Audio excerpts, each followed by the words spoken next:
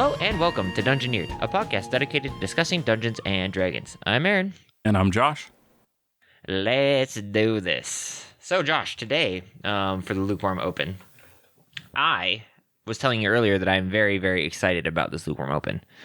And it's mainly because it's actually one of my favorite parts of DMing slash being, slash even playing in D&D. Take a guess. Take a guess. Combat. Hard combats. No, I do love hard combats, but no, believe it or not, that is not even remotely close to my favorite part of D&D. But I do love hard combats. World creation?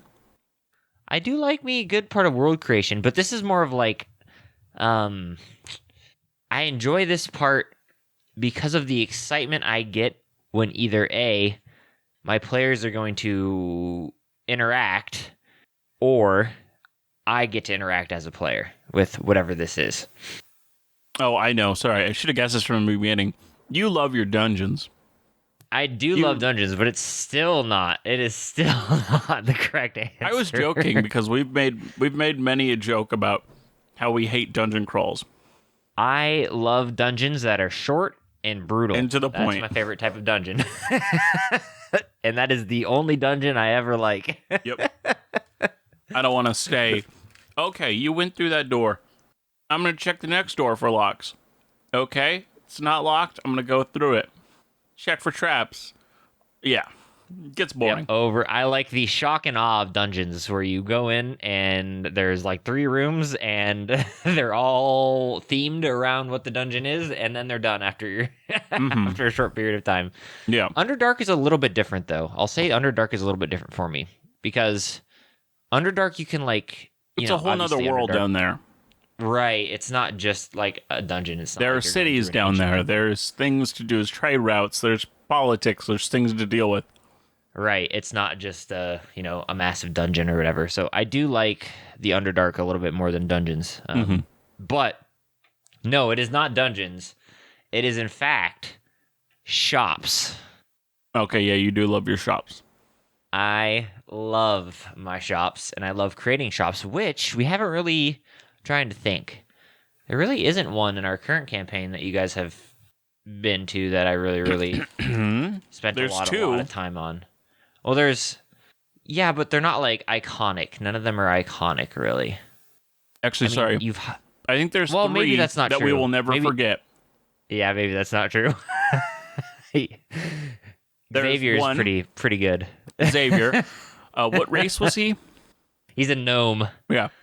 He's a crazy little gnome that has a tent like shop that also somehow has an underground section where he can pull a lever and like this random item will be pulled up, or if a specific item, if that's what you're looking for.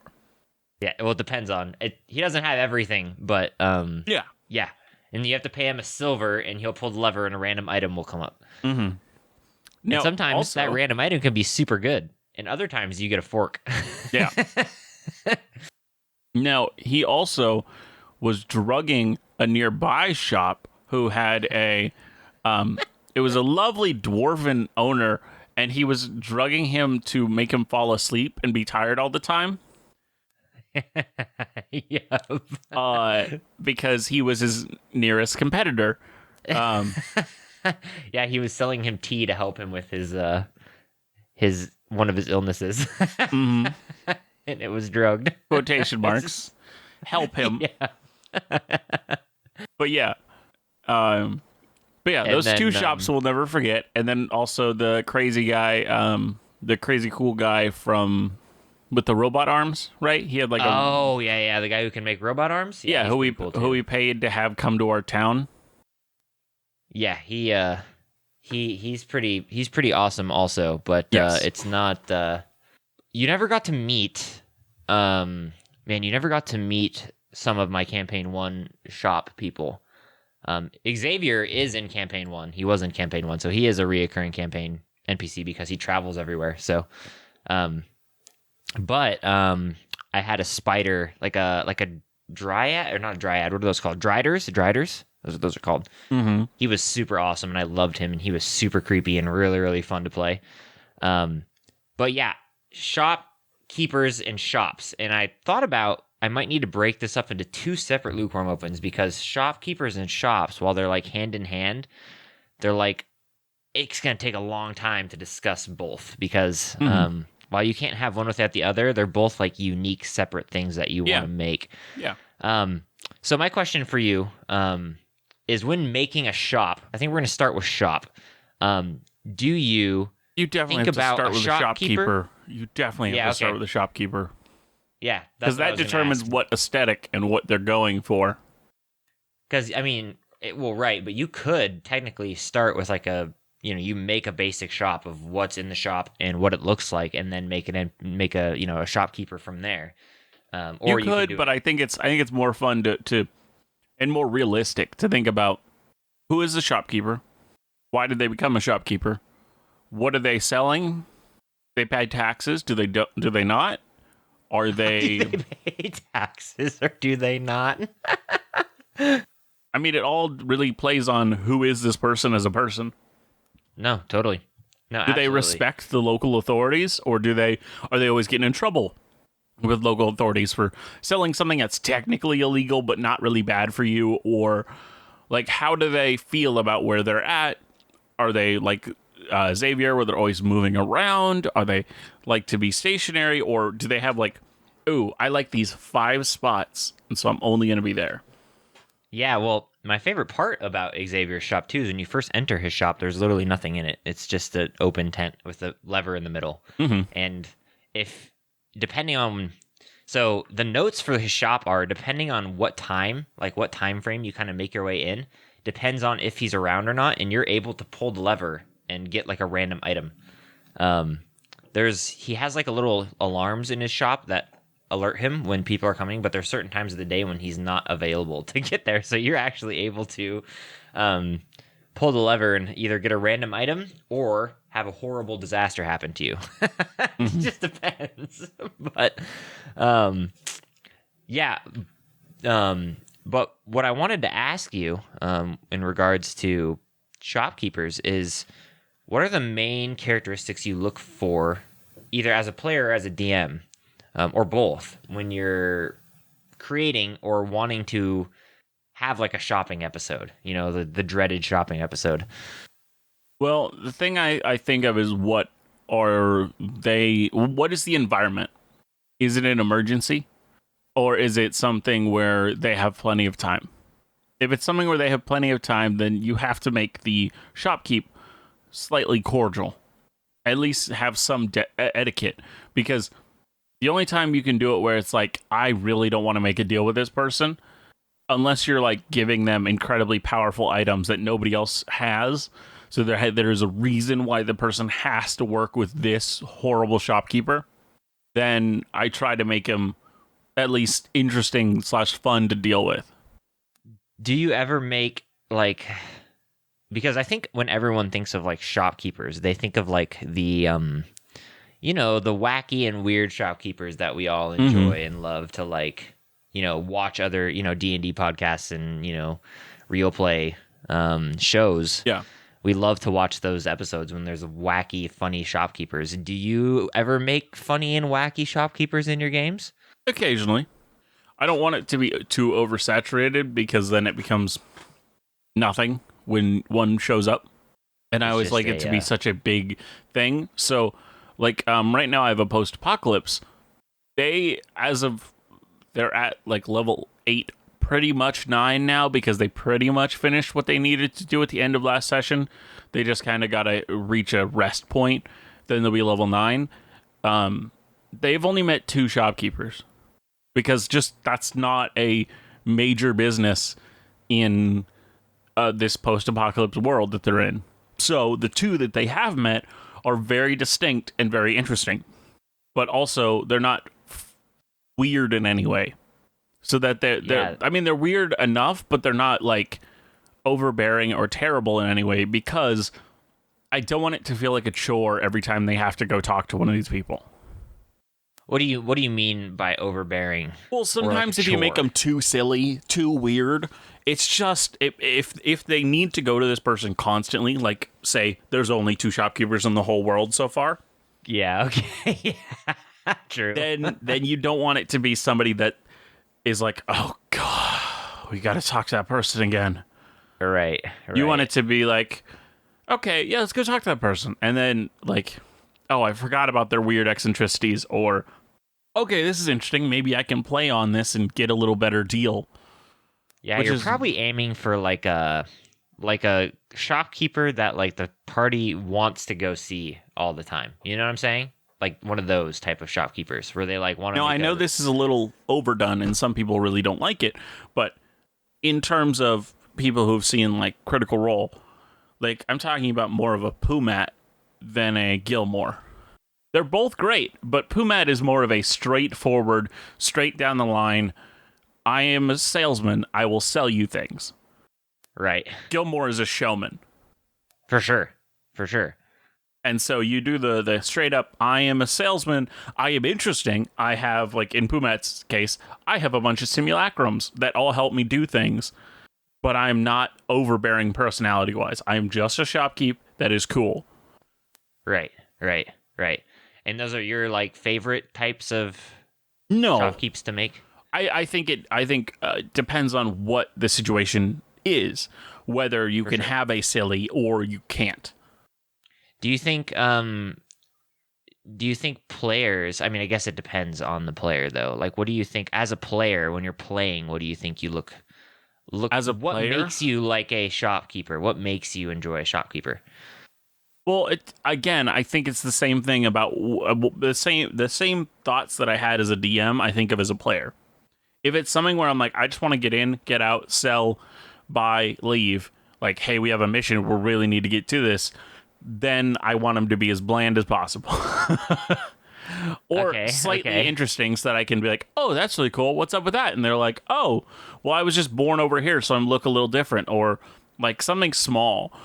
But if I'm like, okay, this is a shopping episode. This is we're not super in a time crunch. We can just spend time being weird with weird shopkeepers. Then I'm cool with whatever. And I think it's interesting to have those fun weird ones, like the way you did it in our last. We just had this festival arc where we were in this kind of fair/festival. That makes sense that there's a lot of weirdos and weird shopkeeps that are like traveling to this town to to participate in this festival. So having all these interesting shopkeepers everywhere makes sense. Right. Right. And so, and that kind of, we knew what we were getting into. We knew we're going to talk to these people. They're going to be weird and they're going to be interesting. Right, for sure. No, totally. See, for me, I think I'm a little bit different. I don't know. Like I like the we're in a time crunch, we just want to buy something and get out. I get that. But I like my favorite, I think for any situation type of shopkeepers is the ones that you like build like a relationship with. You know what I'm Oh, saying? totally. The ones that are like That are willing to make a deal like a with Gilmore you. type thing.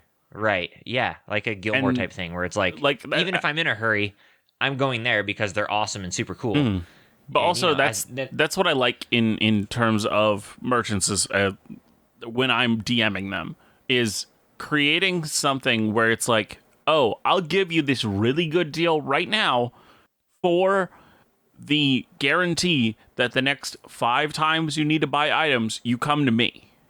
Right. Like something where it's like, oh, they are setting up a future relationship through this deal because they see, oh, you're buying a lot of health potions, you're adventurers. How about this? I give you a deal, you come back to me. When you have more money, you spend it here. And so I do that a lot with my party, where it's like, that's the deal is fine. Like maybe somebody failed one of their persuasion rolls and they wanted a lower price. Maybe they could only afford a lower price. And so I'm like, okay, how about this? I'll give it to you, but you have to promise to bring you and your party back here next time you need items. And so even if they fail that roll, you give them a chance to get that if they're willing to do this other thing. Yeah, I mean, obviously we have, depends on, how much different the prices we're talking about, but Oh, of course, yes. But yeah, I like that kind of thing too. And, in our campaign, Xavier was like gonna be that sort of because he like you kind of established You gave him some stuff. You know what Yeah, there I'm was saying? reasons Like, to come back to him. right, and it never happened. Well, It never happened. one of our party sold him out, and so yeah, he had to wonder who leave. that was. Yeah, I wonder who that was. I honestly, it was either Chris or Jordan. I can't remember which one. But one of them Yeah, mentioned. but I think it was more him. of an accident than anything else. But Yeah. Well, the biggest thing, it wasn't. I don't think it was an accident. I think what it was is we're in deep trouble. He might help build our cover. right, yeah. And now he ended up leaving. But you guys are still planning on going back and like. Well, because we know where he seeing is him now, and so we're trying to get there, but it just hasn't made sense to go there yet. Also, I love the relationship him and Azriel have, which is Jordan's character. Like the really big, tall, mean paladin, and then this like ridiculous, bright pink-haired gnome. Yeah. Well, I think I'm going to cut us off here.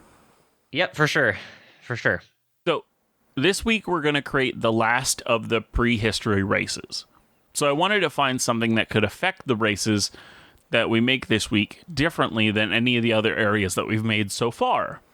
And I heard about one of the most horrifying monsters in D&D this week. So, I decided to find a monster that could be a major problem for like a certain area of the world.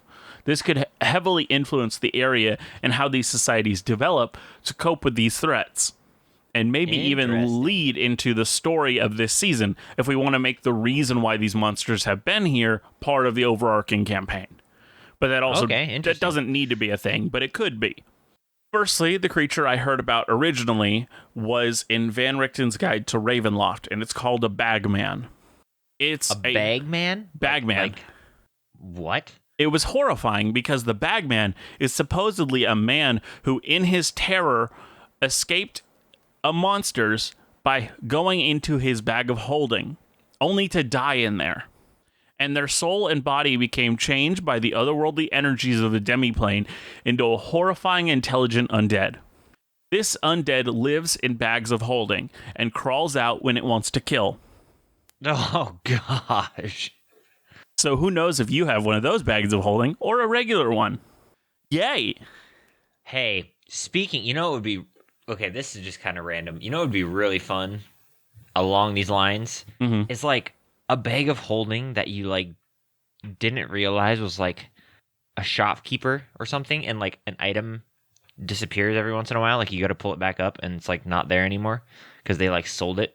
And you have, like, this whole side quest of, like, diving through your bag of holding because apparently you can enter it. And, like, you meet this shopkeeper who's, like, has this weird... Anyways, he's like, these items just showed up in my place. I didn't realize they were yours. Sorry. Yeah. Yeah, or, like, vice versa. You go to, like, reach in to grab, like, your dagger or something, and some, like, mysterious dagger comes out that you've never had before. Yeah. Be really, really interesting. Okay, that's really cool. That's really cool. I like that. So this... in one of the articles that I read about it, the Bagman, they suggested using it as a murderer, having deaths happen everywhere the party goes, and the party will begin to think that a serial killer is following them, only for it to be them that literally is carrying the killer to each of these towns. Eventually, if they don't discover it, then it will start to be blamed on them, these deaths, because they seemingly are following this party. This is a horrifying idea, and I love it. But yeah, that's super horrifying. Yeah, but that isn't what I'm talking about this week. Since it's a fairly new lore, there isn't a lot of extra info to read about it. And I wasn't sure if I could make it a full episode. Second. I just realized I switched from my laptop onto my computer right now. So I meant to have some of the articles about this creature pulled up, but I didn't, and I'm like, oh shoot, I gotta pull that up quick. Awkward. So you're professional. I am. We're all professional. This week we're gonna talk about the Diakka, sometimes also called Diakka. The Diakka are avian creatures, native to all of the layers of Hades. Diakka come in two distinct types, Verith and Carcine. Both variants had human-like human-like heads and lacked wings, but had small, clawed, human-like arms instead. The Verath were tall, lanky avians like storks. Upon the human-like face that they have, they bore a long bill. Their cry is that of the loon, a bird that cry is ominous and fantastic for these creepy bird people. The Carcine were short and broad. It was said that they resembled a squat pelican with a foreshortened bill. Carcine's cry were incredibly different than Varus. Instead of sounding like a loon, okay. their cries were like gobbling croaks and caws. What's up? Is this why you posted the stupid loon video? Yes, that's what that's what the loon call is. I posted it to our Discord so you would know what the loon call is. It's really creepy. If you heard that in the middle of a swamp in the middle of the night, oh man, you'd be scared. Oh, for sure. They're terrifying, but oh my gosh. That actually reminds me of a video that's been going around on, I think it's Reddit, and it's like, I think it's a fox, and some lady's driving home in the middle of the night, and dude, foxes sound so stupid. I love it. Oh, it sounds like it's screaming bloody murder. Yeah, foxes' noises, like, they look all cute, and you look it up, and you're like, oh gosh. Oh gosh. And she ends up like flooring it because she's like, no. Now, the feathers on Diakka were incredibly diverse. Some singularly colored, others with combinations. Now, they could come in many different colors, but the traditional ones were green, red-orange, purple, orange, pink, and a dirty yellow. Most of their non-feathered areas, such as bills, claws, feet, and legs, were either black, brown, maroon, or deep green. Now, the face itself was not feathered, but the rest of the head was. Now that I've described these monstrosities to you, Aaron, I'm going to post 4 pictures into our Discord, and if you guys look up the Forgotten Realms wiki, Diakka, Diakka, you will see these horrifying monstrosities. And oh gosh, I don't have words for the beauty of these creeps. That's the first picture I posted is of the 4th edition version. The second picture I posted is of the 2nd edition version. Oh boy. The third picture I'm posting is from 1st edition. Oh man, the 4th edition one is really, really, really disturbing. In the best way possible. They're all disturbing, but when you remove the like bird beak, oh man. And then look at the last one. That's the Carcine. They're fantastic. Man. They're creeps in the best way possible. They are the most horrifying things I've ever seen, and I love them. The first one is so weird. It just looks so wrong. Are you saying the first edition or the first picture I posted? The first picture. So the 4th edition one. Yeah, I don't like the 4th edition as much. I think 2nd edition had the best image for them. It's as horrifying as what they are. I think the second picture you posted is the best one. Yes, but the 4th edition one makes me gag. It's really weird. It's really weird. It's really strange. The arms, the like long, lanky arms with like the dinosaur really big claws. Hands. Yeah, really big dinosaur claw-like hands. Big dino hands, and then like the weird curved neck with a human head just like on it. Yeah, it's a birdie man. And body. The weird jumbo teeth. Oh man, it is weird. But dude, the Carcine, the last one I posted, the Carcine from 2nd edition, has that squat bill, but its hand is just like withered and gone. And it's so it's gross. Horrifying and amazing. I love these guys. Man. So, gosh. Diakka can innately cast some magical spells. Ooh. 2 of them don't exist in 5th edition. They are Audible Glamour, Weakness, and Jump. Did you say audible glamour? Yes. So glamour is like it's a term a lot of times used for like illusion.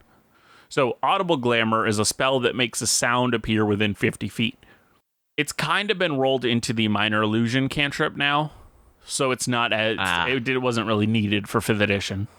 Now the next spell, Weakness, it seems like the effects of it are pretty similar to Ray of Enfeeblement. Now, if at least 4 Diakka circle an enemy, they can perform a magical move called a Dance of Weakness. This pretty much just makes their weakness ability affect everyone that they're surrounding. And with the power of all the Diakka doing this Dance of Weakness, this spell pierces through magical resistances. Oh, dang. Yeah. Diakka are incredibly intelligent, and they find the strongest of their flock, and the strongest of their flock has a few jobs. They will assess opponents, and will only tell the others to attack if they know they can win. They also attack if the opponent is evidently hostile, and they see no alternative to getting past it. No, I don't think we need to go any further on these creatures. I have an idea I want to run by you for our creation this week. So, one thing that I know... Yes. Do these creatures, like, eat their prey? Like, if they fight people, do they, like, eat them? Oh, yeah. They literally... Part of the ways that they attack is literally by trying to eat you. Oh, gosh. Here. So, also here, I'll just read their combat abilities here. So, as I said, they have this strongest member that's determined early on. When confronted with obviously strong opponents, the Diakka would work to surround their enemy, forcing them into a compact group. They use audible glamour to make them believe more Diakka were on the way. The larger Diakka would bound in and out of melee range with their opponent using the spell Jump, while using the spell Weakness to supplement the savage strikes. Gosh dang, dude. Varta... Sorry, did I mess it up? Did I say it was wrong? No, they just spelled it wrong. Okay, so it is Varath still. That scared me for a second. Varath preferred to stab at enemies with their long, sharp bills, while the squat Karseen preferred to tear at them with their clawed arms. They are carnivores, willing to eat the flesh of almost anything weaker than themselves. Now, they have a lot of weird, so they're in Hades, so they're in hell. Now, Makes sense. They are summoned to the material plane for a bunch of different reasons. Night hags like to use them as guards or servants. Within Hades, they guard these horrible creatures called soul larvae. Oh, gross. Soul larvae are kind of like a currency, but also horrifying creatures. They're like little larvae that have the heads of humans on the front. Oh, gross. Yeah. That's fantastic. Oh, boy. These creatures were said to have been created by the Baba Yaga. This isn't 100% confirmed, but it's believed that it is the case. And the Baba Yaga is the hag it's turned into an archfey. Right. Supposedly, she made them through the transformation of chickens she kept when she lived on a farm. I could see it. I could see it in a weird, twisted way. Yeah, these Diakka saw Baba Yaga as their mother. Oh, gross. It would definitely explain the first picture you posted, though. Yeah. But, so as I was saying, I have some ideas for what we create this week. So one of the things... Are we creating like our own race this week, or are we... No, we're continuing to create we're finishing what we've been doing. Okay. So the way that we need to finish it is, one, we need to find a place for the orcs. But I also think that we should make genasi here. I'm thinking that wherever we do this, there is some sort of weird roiling elemental energy here. Maybe it's even the source of this world, since they didn't have gods in this world to make it. Maybe this roiling elemental energy is what actually created the world. And as this roiling elemental energy continued to exist after it made the world, it started to create these elemental people.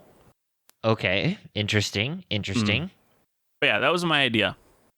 Okay, I like that. I think totally like that. Wherever we create, there is some sort of creatures or things that are a major problem in this area. Maybe they're Diakka, maybe they're something else, but whatever it is, I think that all of these cultures that are here are going to develop with one of the major points of their survival needing to be, how do we either protect ourselves, attack against, or just make us less of a target for whatever is in the area, whatever these monsters are. Okay, yeah, I'm fine with that. I like that idea a lot. I just don't know, where we want to go, how we want to, like what we want this to be. Yeah. We always have to be super careful because it's obviously going to be a lower level thing, I'd imagine, if it still exists. Because you can't have CR20 monsters running around being a problem because nobody would live. Yeah. Unless we made it that's why I like one Diakka giant monster. or things like Diakka, because it's these things that are clearly not there for themselves. Like, they normally would be on a completely different plane, but they get summoned occasionally as servants to the material plane. So you can have it be a lead up into something far greater or far bigger.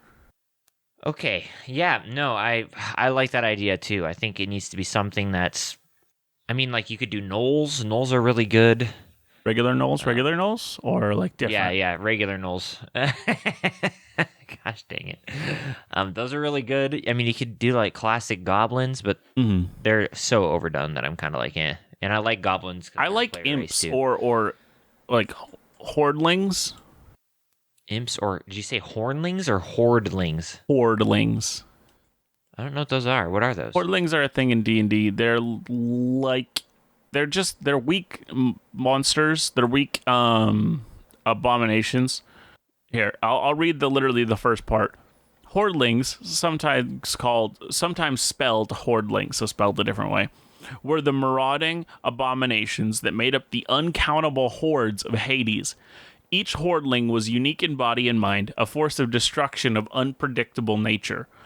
So they're like demons, but they're all different shapes and sizes, and they just make up the huge masses that are in the army of hell. So they're just the random foot soldiers of hell, pretty much. Interesting. We could do all sorts of interesting things. We could literally make our own if we wanted. We could make our own complete different monster, which might be fun for an episode. Mm-hmm. Where, after we create this race, we then create what the monster is. Interesting. The reason why I like hordlings is that, as I said, they defy classification. Their appearance, forms, and sizes varying so drastically that it is said that no two were exactly alike. So we could easily modify and make them look exactly how we want. Interesting. I don't see much about them. Hordlings. Oh, they're not in 5th edition. Yeah. No, I wish I knew more about these. I'm going to crop them out. Obviously we can do whatever we wanted, but... Yeah, I'm going to crop them out and put it, the article I'm looking at, in Discord. Okay, I see. The whole point is that they're as basic and as can be of a demon. They're just really like a basic, classic demon. Yeah, they're a mix between all the classic demons, but just like miniature and smaller. Yes. They want to be. They can be massive. They can be tiny. They could be incredibly big or incredibly small. Hordlings are the most. Hey, make them what you want. Monster that has ever existed. Yeah, for sure. I like the one with the 2 crab hands. He has literally 2 crab pincers on his arms. Yeah, he does. You're looking at the picture. Yeah.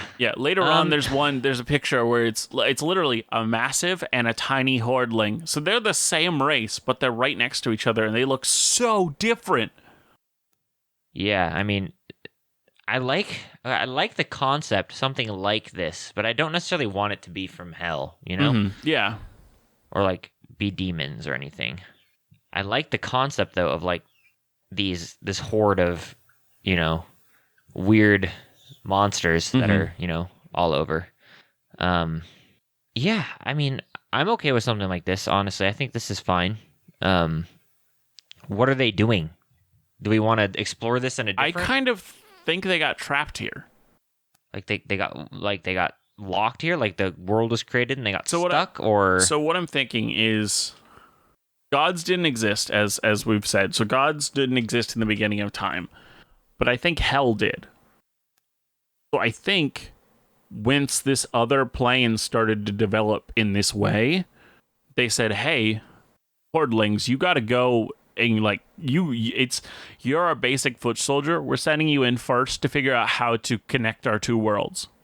And so maybe that's their whole thing, is they got sent here through this crazy expensive teleport, pretty much, but they have no way of contacting their home base. They have no way of doing all these things, so they're just gonna have to figure it out.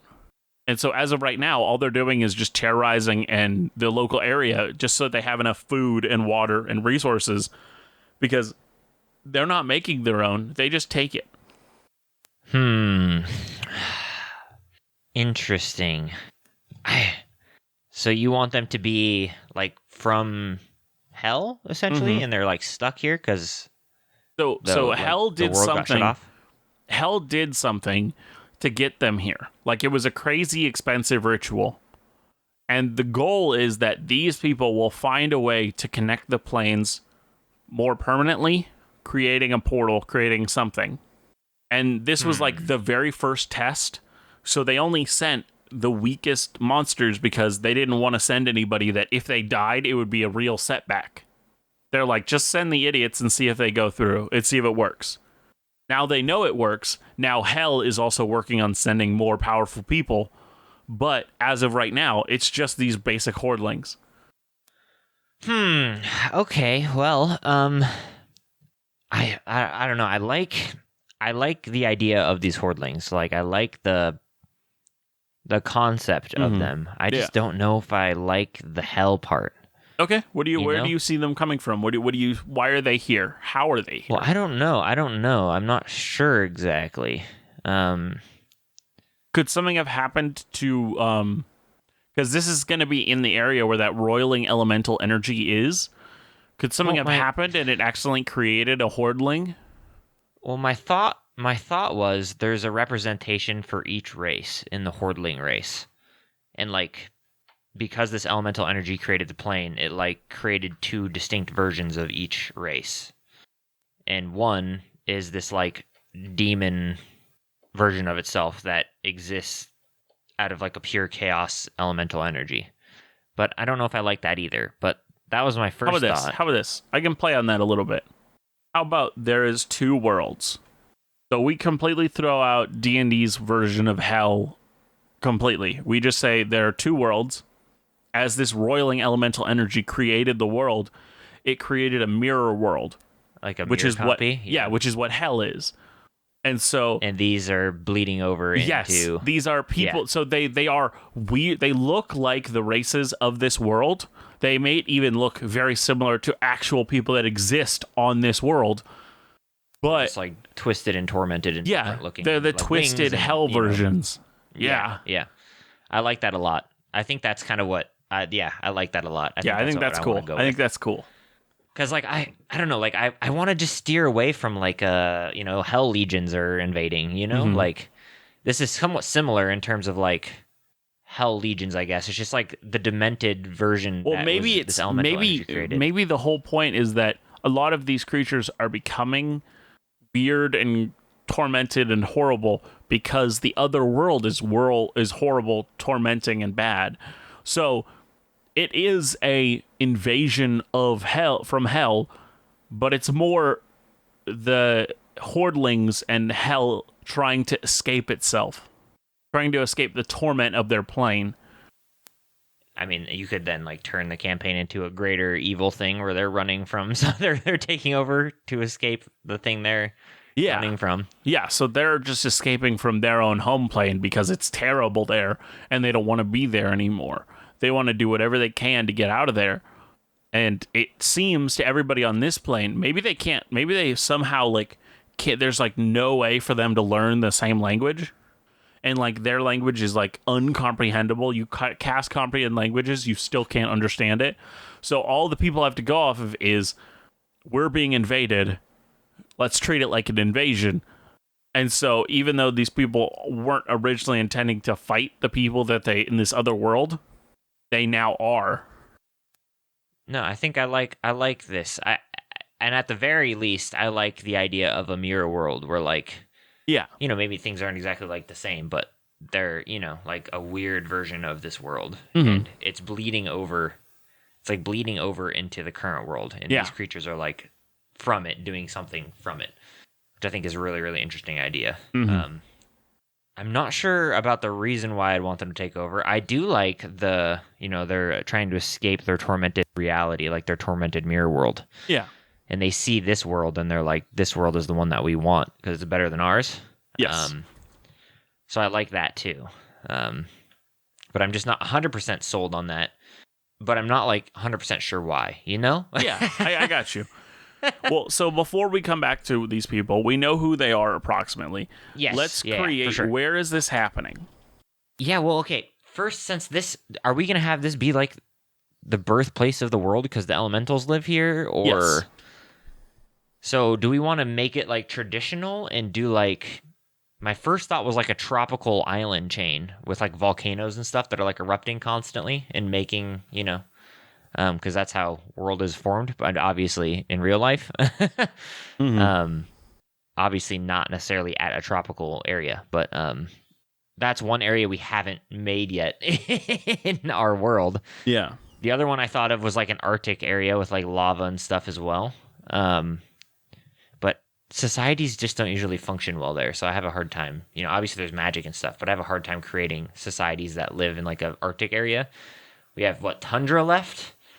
We have like a tundra biome. We don't have any like plains or canyons or plateaus. We don't have any plains. Do we even have humans yet? Or do humans exist? I think you're right. I don't think we made humans. Yet. I don't think we've made humans yet. Yeah.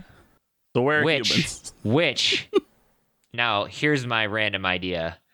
Humans settled the plains and they came from this mirror plane, so they're not an original inhabitant of the plane that we're currently on.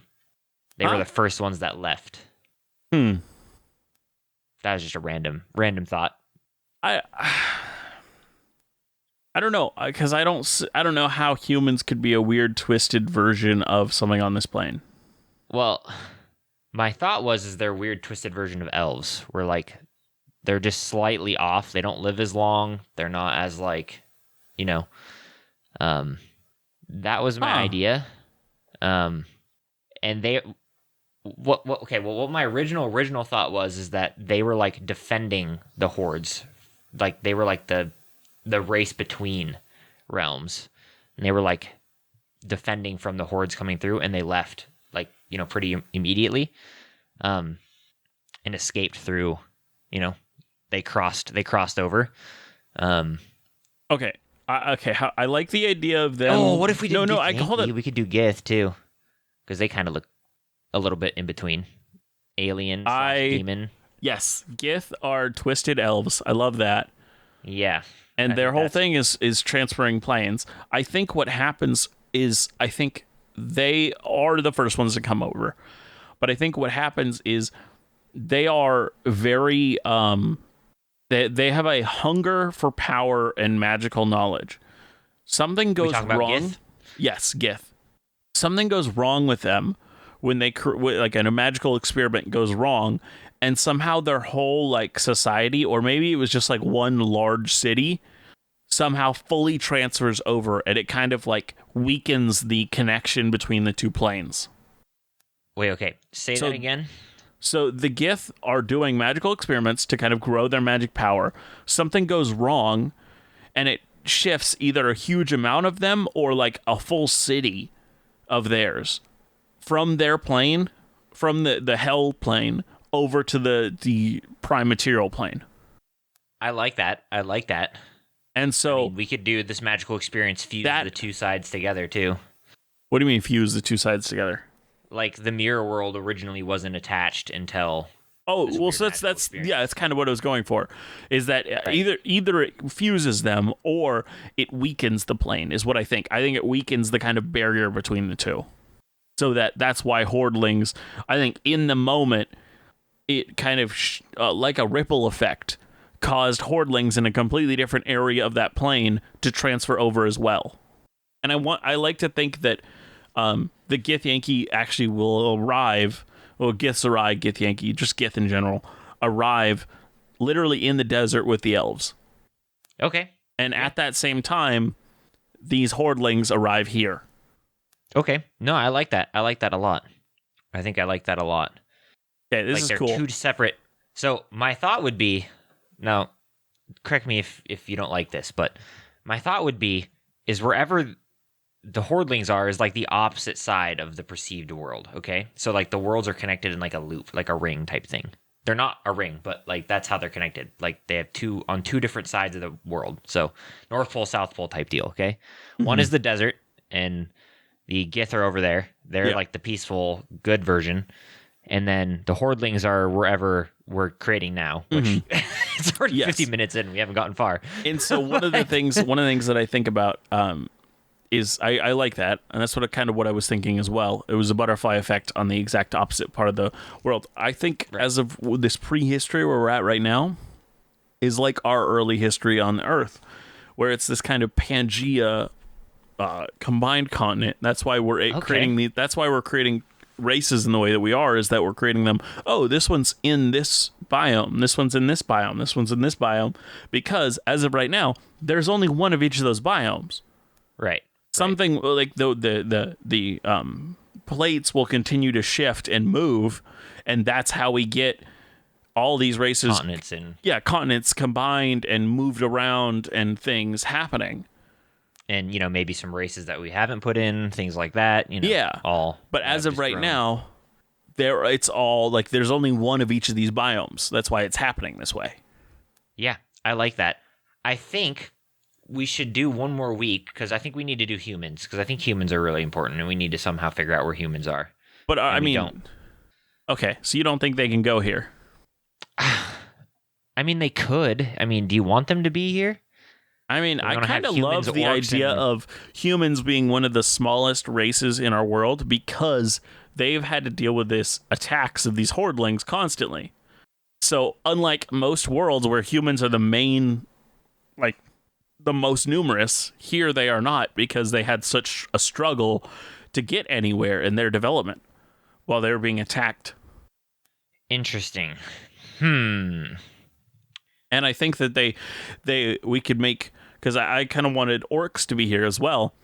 I kind of wanted the orc and humans to kind of become friends, whether they are fully integrated societies where there's just like there's more half orcs than there are orcs or humans, or it's like there is a major friendship between the two because they banded together to make sure that they all survive these hordlings. My other thought would be to throw tieflings in here too. Well, so tieflings, I thought we were leaving as tieflings were. So tieflings are any race that has somehow gotten demon blood into its lineage. Right. Yeah. Well, that's what we previously had, but we could. I mean, this would be a really logical place to throw them too. Would be here. Be an incredibly logical place for their start and foundation to be here too. Yeah. Like it originally started with humans and these hordlings type thing, where they have demon blood. Maybe humans made some sort of deal or something, or... Okay, now this, you could totally throw this out if you don't like this. What if tieflings are a mix between humans and hordlings? Well, okay. So, I like this idea, but I kind of want to do something a little bit different in terms of what if we shelve. So let's fast forward a little bit to like start of campaign. Okay, the hordlings have returned. Okay, so like there's a long period of history where they don't exist anymore. Okay, because the humans made some sort of deal with the powers that be or whatever, and it like sealed off the mirror plane. Okay, for a period of time, and as a byproduct, some humans got like a demon blood in them, and that's how tieflings were created. So they were created down the line. Okay. Fast forward, started the campaign. That deal has broken, and the mirror plane is reopened. So started the campaign, mirror world's reopened. There's some hordlings. Obviously, people don't know what's going on. It's been a really long time, and part of the campaign is like figuring out what's going on. I think that'd be really fun, really good part of the campaign. Super easy. Thoughts? I like some of that. I don't like all of it. Okay. So this other plane, do you see this being like hell as of right now? So like hell as in there are like demon lords and things like that? Not really. I mean, I guess that's where we would have to put them, to be honest, if we did. Because see, what it sounds like you're trying to do is have the humans make a deal with one of these demon lords to stop their attacks. Yeah, pretty much. Yeah, so I'm cool with that. I just wanted to flesh out how that happens. Yeah, does a human get sent over there? Like, how does that happen? Is this demon lord summoned onto this plane? Like, because as I said, they were trying to send stronger ones now that they realized that it worked. Yeah, I mean, maybe this is the first bad god. Yeah, he's the first one to be sent through. They talk with him. He makes a deal. Hey, we're not going to attack you at all for the next forever. Just make this deal with me where I infuse you with my blessing. So what if we did this? What if we switched things up a little bit? So you know how gods are created in this world by people believing in them, okay? It's the same in the mirror world, okay? They believe in these gods and entities and they form. And because this is the mirror world and it's a little bit twisted, they have dreamed up these like horrible demon lords, right? Yes. These like really bad So gods. maybe I think that what happens is instead of them being like dreaming of hopeful things like, oh man, hopefully I'll pray to this god and then my harvest will be better. They're like, oh God, why are you tormenting me? You're the god of torment. And so the torment that they're going through creates these gods or demon lords of torment. Yeah, which I love, which I think is great. That's cool. But what I'm thinking is one of the very first evil gods in this world made a deal because he wanted to be like the sole evil god of this plane. He made a deal with the humans and sealed off the mirror world for a time being in exchange for him allowed to transfer through and become a god on this part of the plane. Does that make sense? I have another idea. I like your idea. And how about this? After quite a long time, eventually there's enough strife or turmoil in our world that on the good plane, a demon lord is created. I like that. This new demon lord has that exact idea that you had. I want to be the only demon lord here. He makes a deal with humans. Yes, he does. Yes. Seals the mirror world. And kind of takes control of the hordlings on this plane. But they don't know that as he goes into hiding with the hordlings. As he has some nefarious plans. I kind of want him not to even deal with the hordlings, which is why they still exist and they're still being dealt with a little bit. Okay. I thought part of the deal was that they stop attacking. Is it just to close the planes? Yeah, it's just to stop them from invading. Like it's like shutting a door. Like you can no longer get across. So the hordlings stop invading. There's only the ones that are here are still here though. But okay. And like I think if you were to go to this place, wherever we still haven't decided, and we're way long. Yes, we are. We still haven't decided. But I think if you still go to this place, there's like hordling encampments, and they have like their own like bandit camps, so to speak. Mm-hmm. They maybe they have like a bandit chief. Like they're just like bandits now. And part of the society is still revolved around how do we defend ourselves from these these ongoing attacks. And the campaign develops where like more and more of these hordlings are appearing here.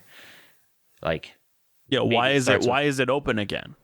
Yeah, why is there more and more coming and going? Like it just used to be these certain so small bandit camps that are So at some point, like probably level 10, the party will have to actually go and try to find this demon lord that was on the plane that supposedly had closed it off. Ask him what's going on. Maybe he has like his own palace in the sky or whatever, or like who knows? I imagine him deep in a cave. Or we'll cross that bridge when we get there. Yeah, but I think that's really cool. Find out what's going on and what happened. I think now I have to stop you and say, where is this taking place? I know. We need to decide that don't now. know. I know. Because we know there are orcs we're and humans here. What are you thinking? What do you see? I mean, I liked your elemental idea of, because it's with this roiling elemental energy. There's like volcanoes, and I liked the tundra, but you said no. Your own idea. I like the tundra. I was saying no to like the Arctic, like ice sheet type thing. You're walking through 12 feet of snow all year, every day. Because that's just like, unless. So you're thinking more like Alaska versus Antarctica. Yes. Okay. Yeah. Type deal. Yeah. Okay. Yeah, I can go with that. Unless, and now here's another part what if we saved elementals and we put them in like the ice sheet, and because they're elementals, they've been able to like terraform sections of like this Antarctic. Maybe so it's all connected. So maybe unlike our world where it's like Antarctica and then the main continents, it's like Antarctica literally has land bridges connecting it to the main thing. So if you had just gone farther north, you could find this roiling element. Maybe it's even at like the literally the farthest northern point. Like it's literally at the top of the world. No, I mean I like that a lot. And so down, be really interesting. Down way farther at like livable area of Greenland. That's where like the orcs, the hordelings, and the humans are. Yeah.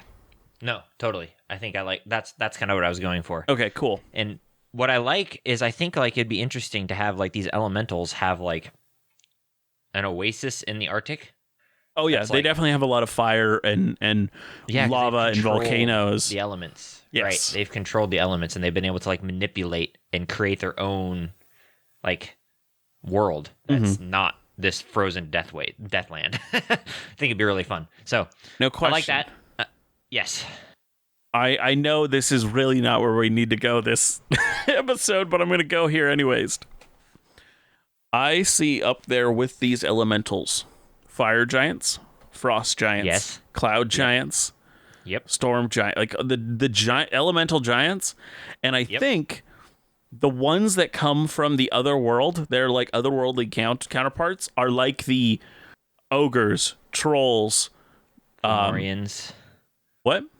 Fomorians. They're the Fomorian. Yeah, those are great. Ettins, hill giants, Ettins. Yeah, all of those are the kind of weird, twisted forms of. Oh, yeah. Okay. So good. Cool. I love this. I love this. Good. This is so. I did not see. I did not see season 4 taking such a turn. Oh, boy. But I love it. That's why I love this show. Like, we just come up with the coolest crap. It's so good. It's just amazing what happens when like you just sit down and you like talk about it for an hour. And like over the course of 6 episodes or whatever, 6 hours, we're like, what is going on? We're like, the world just did what? Like, we're confused at the coolness that we just created. Oh yeah, and we still got a lot more. I'm really excited for the season because we still got a whole lot more we're doing. But I think I like this. So it's like a tundra, like Alaska type thing. Where we have orcs, we have humans, we have hordelings. And I guess we have a few hill giants, Fomorians, ogres, and trolls. Yes, absolutely. Totally. That's awesome. Yep. I think that's what do you think the orc culture is? So do you think the orc and human culture is pretty much the same because they just are forced to live so close to forced to live with each other? I think it's I think, and again, we say this a lot, but if you don't like this, let me know. I think it's like a shield and sword type of thing where like humans are like the bulwark defense and orcs are like the spear point, and they like go in and fight back these things. Come back to the humans. But are they two separate societies that do these work together, or is it one society and it just kind of has become the way of when the orcs join the military, they're the attack force. When the humans join the military, they're the sword. There's a shield. I don't know. I like either or, to be honest. I like either or. I like the idea of two races having pretty much the exact same culture. I think because they're so thoroughly combined in their early history. Right, which is how we get half orcs and stuff, like you were saying. Like, yeah. I like that, I think, a lot. Dude, now I want a half Gith. Because there's... Should we create... Gith are elves? Well, should we have a separate elven society up here too No, with the humans? no.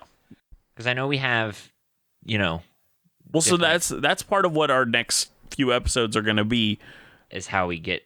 How they Where they- disseminate. yeah. What happens? How Right. does the world, without looking at a map, without having a map, how does it crack and break? Yeah, How does these develop? yeah. I think that's perfect. Yeah. I mean, I think that's most of the races, the basic ones at the very least. Yeah, and even a few it's that were not- not basic. Yeah, yeah. Like the And only I one think if really it's not- missing of quotation marks basic races is Tabaxi. Don't we have the Tabaxi? We had the Leonin. Panther people too. Oh yeah, we did. We had Leonin.